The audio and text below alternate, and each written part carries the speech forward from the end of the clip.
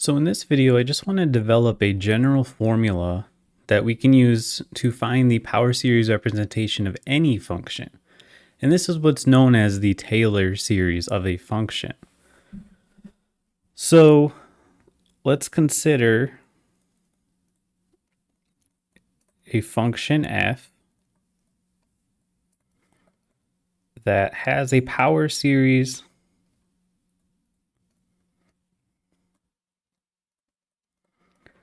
representation at x equals a. Okay, so this series, this will look like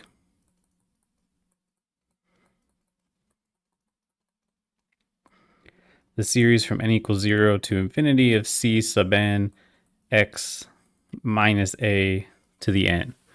So the key thing that we need to develop here is what those coefficients are going to be, right? Because if we have a function of x, like this x is just always going to be there. A is what we're centering it at, so that's going to be some fixed number that we want. So the only thing we really need to determine is what these coefficients are. Okay, so let's go ahead and just kind of develop what these coefficients should be naturally. Like for example, at x equals a, the series should equal f of a, right? I mean, that would make sense, right? We want f of a to be the same as the series evaluated at x equals a. That's kind of the ultimate goal here. So, in other words, f of a should be equal to n equals 0 to infinity of c sub n times a minus a to the n. This is going to be 0, right? So this is going to be c sub 0 plus 0 plus 0, right? Because we mentioned in another video, specifically for this purpose, 0 to the 0 is 1. So the only term that's going to survive, quote unquote, here is the c sub 0. Okay, so that first coefficient, that c sub 0, should be f of a. So one coefficient down. Now let's find the rest, right? And of course that's going to be tedious, but like any of these things, we should be able to find some pattern that will develop. So what about the next one, c sub 1? Well, here we can use derivatives to help us out a little bit. So we haven't really talked about derivatives of the series, but we can take derivatives of sums, pretty easily. We do it all the time whenever we take the derivative of most polynomials. So at x equals a, f prime of a should equal the derivative of the series, right? C sub n x minus a to the n at a.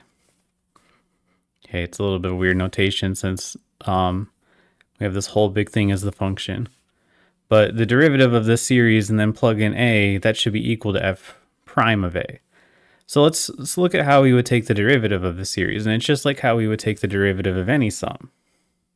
Okay. So let's just write out the first few terms first. So this is going to be equal to c sub 0 plus c sub 1 x minus a plus c sub 2 x minus a squared, etc., right? So the derivative of this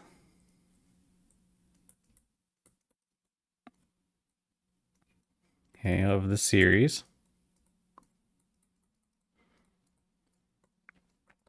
we'll take the derivative of each term just like we would with any sum. The derivative of the constant is going to be 0. The derivative of this, we have c1 times x, so that's just going to be c1. And then the c1 times negative a, that's just going to be 0, right? Because those are both constants. Now here we can use the chain rule. This is going to be 2 C2x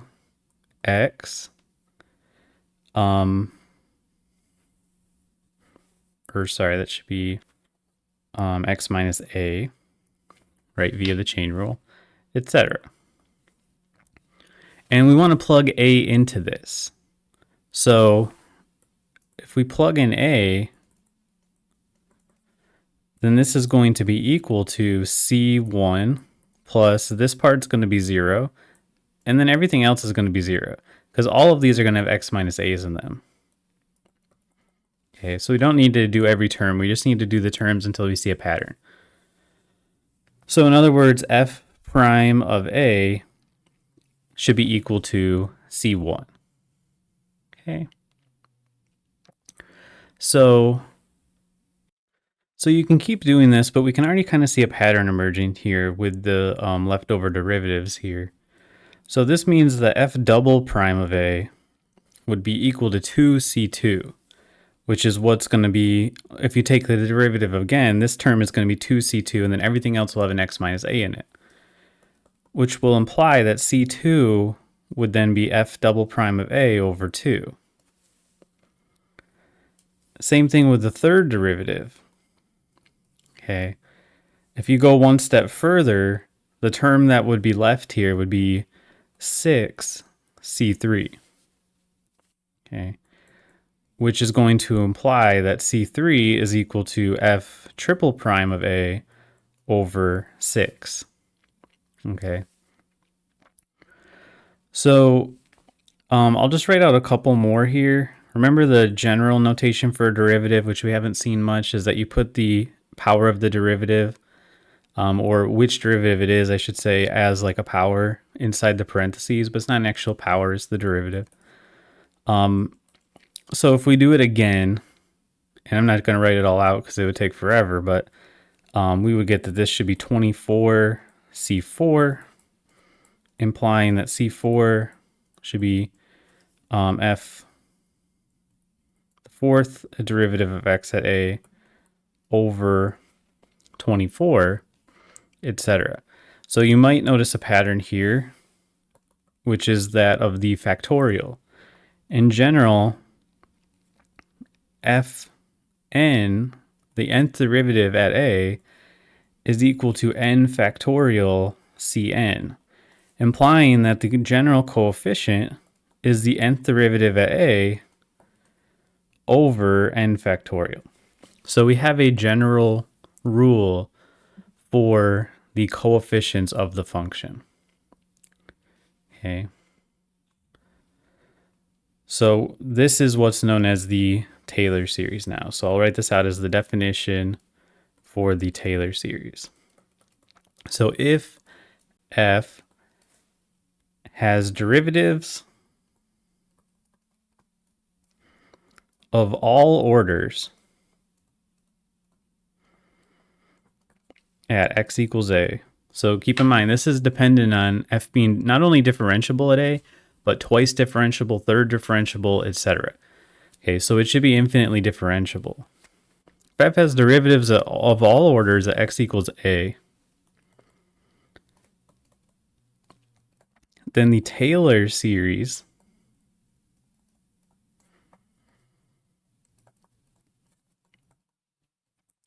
for the function f at a is f of x equals n equals 0 to infinity of these coefficients that we just found, fn at a over n factorial times x minus a to the n. Okay, so these are the coefficients, and then we have x minus a to the n. So any function which is infinitely differentiable at a has this series representation as a polynomial. And this is a polynomial, even though it looks kind of messy, right? These are just constants, and this is your variable. So ultimately, it will be a polynomial. Okay.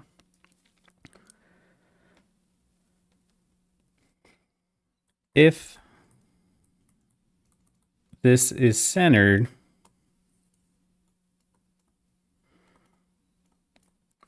at 0, it is called the Maclaurin series. Okay. So again, sometimes some books just like to center everything at 0 just because it doesn't really make too much of a difference. I remember when I was taking Calc 2 in college, my teacher only looked at Maclaurin series. We never looked at the actual Taylor series, like the proper Taylor series. So, it doesn't really make too much of a difference here. You're just kind of moving everything over. But I do think it's kind of better to look at the Taylor series because if you're comfortable with the Taylor series, then the Maclaurin series is just an easier version, right? So like I've said, it's not guaranteed that a function has a Taylor series, but all the functions that we'll look at will. And like a lot of functions do. The functions that do are called analytic functions. And that basically means that their power series converges to the function and they're infinitely differentiable at that point so that you can actually build these coefficients. Okay. So again, I want to look at just a graph here, and we'll go through the common ones for all of these functions here.